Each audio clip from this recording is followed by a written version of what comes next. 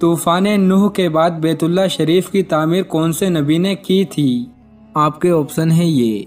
ए हज़रत शोएब अलैहिस्सलाम, बी हज़रत ईसा अलैहिस्सलाम, सी हज़रत इब्राहीम अलैहिस्सलाम, डी हज़रत हूद अलैहिस्सलाम। आपका टाइम शुरू होता है अब।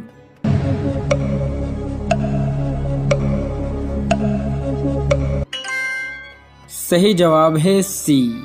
तूफान नूह के बाद बैतुल्लाह शरीफ की तामीर हज़रत इब्राहीम अलैहिस्सलाम ने की थी। सवाल नंबर 2, दुनिया में सबसे पहले मेहंदी का इस्तेमाल कौन से नबी ने किया था? आपके ऑप्शन है ये। ए हज़रत शोएब अलैहिस्सलाम, बी हज़रत ईसा अलैहिस्सलाम, सी हज़रत इब्राहीम अलैहिस्सलाम, डी हज़रत हूद अलैहिस्सलाम।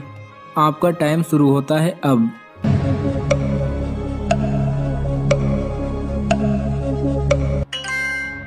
सही जवाब है सी। दुनिया में सबसे पहले मेहंदी का इस्तेमाल हज़रत इब्राहीम अलैहिस्सलाम ने किया था। सवाल नंबर 3, कुरान मजीद में जहन्नुम का जिक्र कितनी मर्तबा आया है? आपके ऑप्शन है ये। ए 70 मर्तबा, बी 80 मर्तबा, सी 90 मर्तबा, डी 100 मर्तबा। आपका टाइम शुरू होता है अब।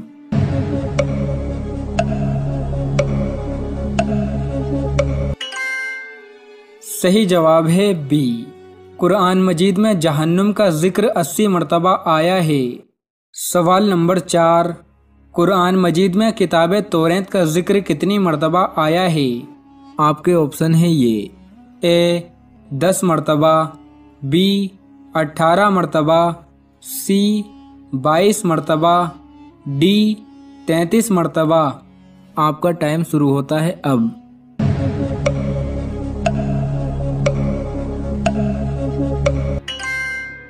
सही जवाब है बी। कुरान मजीद में किताब तौरात का जिक्र 18 मर्तबा आया है। सवाल नंबर 5, गारे हिरा किस पहाड़ के अंदर मौजूद है? आपके ऑप्शन है ये। ए कोहे तूर, बी कोहे लबनान, सी अल नूर, डी कोहे जूदी। आपका टाइम शुरू होता है अब।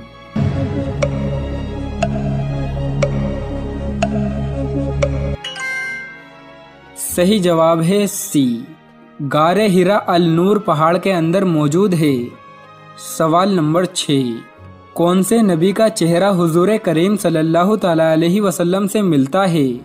आपके ऑप्शन है ये। ए हज़रत शोएब अलैहिस्सलाम, बी हज़रत ईसा अलैहिस्सलाम, सी हज़रत इब्राहीम अलैहिस्सलाम, डी हज़रत हूद अलैहिस्सलाम। आपका टाइम शुरू होता है अब।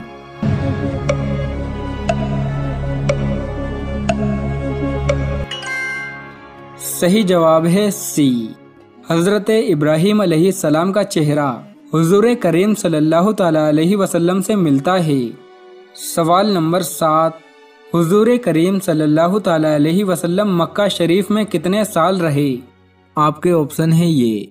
ए 40 साल, बी 45 साल, सी 53 साल, डी 63 साल।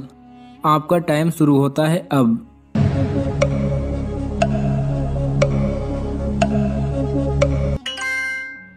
सही जवाब है सी।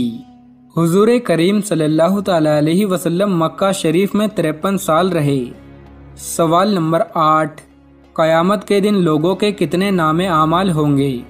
आपके ऑप्शन है ये। ए 1, बी 2, सी 3, डी 4। आपका टाइम शुरू होता है अब।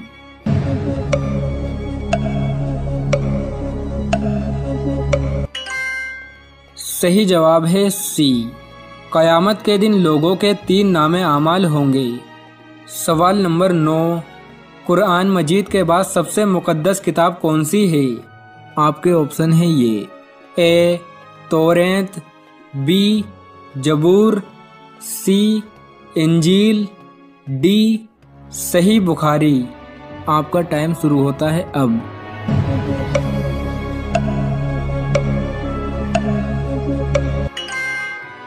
सही जवाब है डी। कुरान मजीद के बाद सबसे मुकद्दस किताब सही बुखारी है। सवाल नंबर 10, कौन सी आसमानी किताब में सूरतुल अमसाल नाम की सूरत है? आपके ऑप्शन है ये, ए तौरेत, बी जबूर, सी इंजील, डी कुरान। आपका टाइम शुरू होता है अब।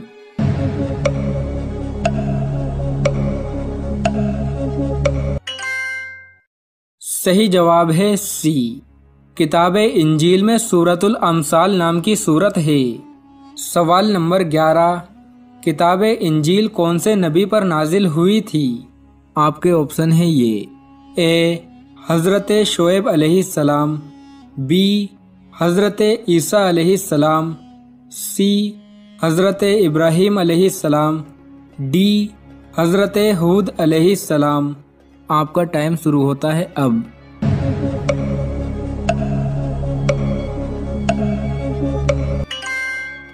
सही जवाब है बी। किताब इंजील हज़रत ईसा अलैहिस्सलाम पर नाजिल हुई थी। सवाल नंबर 12, हज़रत सुलेमान अलैहिस्सलाम के अलावा कौन से नबी परिंदों की ज़बान जानते थे? आपके ऑप्शन है ये, ए हज़रत शोएब अलैहिस्सलाम, बी हज़रत ईसा अलैहिस्सलाम, सी हज़रत इब्राहीम अलैहिस्सलाम, डी हज़रत हूद अलैहिस्सलाम। आपका टाइम शुरू होता है अब।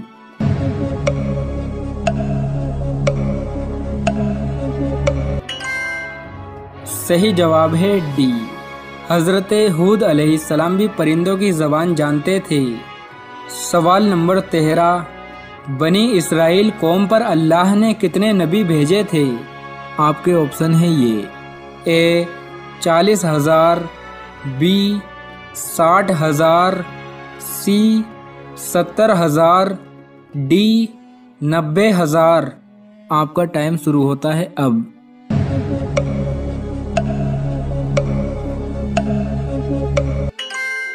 सही जवाब है सी। बनी इसराइल कौम पर अल्लाह ने 70,000 नबी भेजे थे। सवाल नंबर 14, कुरान मजीद में सूरतों के नाम किसने लिखे थे? आपके ऑप्शन है ये, ए हज्जाज बिन यूसुफ, बी इब्नुल अरबी, सी महमूद गजनवी, डी तीनों नहीं। आपका टाइम शुरू होता है अब।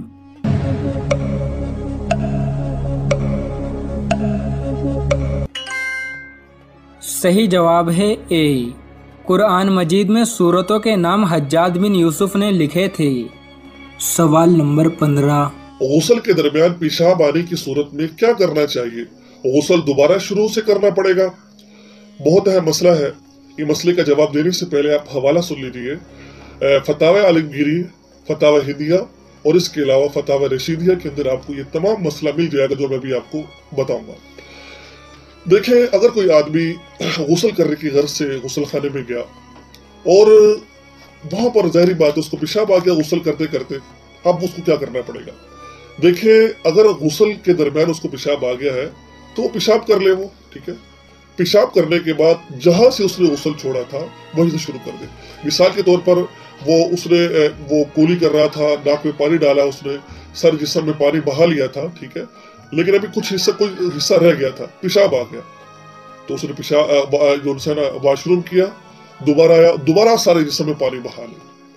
अब उसको दोबारा नए सिरे से वुज़ू करने की जरूरत है, गुस्ल करने की जरूरत नहीं है, वही गुस्ल काफी हो जाएगा। लेकिन याद रखिए, अब जब वो कोई इबादत करेगा नमाज के लिए और पाक पढ़ने के लिए, अब उसको नया वुज़ू करना पड़ेगा, ठीक है। अगर वो पेशाब करने के बाद वुज़ू के आज़ा धो लेता है, यानी कि वुज़ू के आज़ा क्या है, चेहरा है, हाथ है, ठीक है, और कुली कर लेता है, नाक में पानी डाल लेता है, वुज़ू के आज़ा धुल गए हैं, ठीक है ना, गुस्ल करने के बाद, पेशाब करने के बाद, अब उसको दोबारा वुज़ू करने की जरूरत नहीं है, ठीक है ना। दोबारा उसका ये जो गुस्ल किया ये उसको वुज़ू शुमार हो जाएगा।